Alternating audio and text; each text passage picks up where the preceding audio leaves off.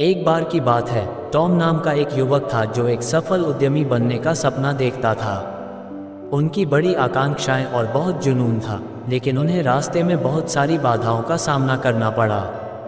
Tom ने अपने व्यवसाय को धरातल पर उतारने के लिए दिन रात मेहनत की, लेकिन उसे असफलताओं और असफलताओं का सामना करना पड़ा। वह उम्मीद खोने लगा था और सोच रहा था कि क्या वह कभी अपने सपने को हासिल कर पाएगा। एक दिन टॉम की मुलाकात एक वृद्ध व्यवसायी से हुई जो उद्योग में कई वर्षों से था। वृद्ध व्यक्ति टॉम की आंखों में निराशा देख सकता था और उसने संघर्ष और विजय की अपनी कहानी साझा करने का निर्णय लिया। बड़े व्यापारी ने टॉम को बताया कि उसने भी अपनी सफलता की यात्रा में कई बाधाओं का सामना किया है। उसने कई असफलताओं का अनुभव किया था, बहुत सारा पैसा खो दिया था और कई रातों की नींद हराम कर दी थी।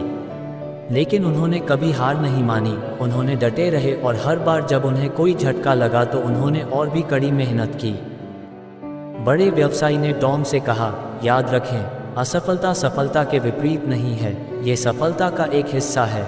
आपको अपनी असफलताओं को गले लगाने और उन्हें सीखने और मजबूत बनने के लिए उपयोग करने की आवश्यकता है।